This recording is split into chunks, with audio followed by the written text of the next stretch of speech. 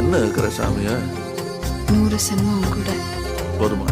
100 சென்மம் நமக்கு போதுமா? வேற வர ஏதும் கேப்பமா? சகாவரம் கேப்போம் அந்த சாமிய, அந்த சாமி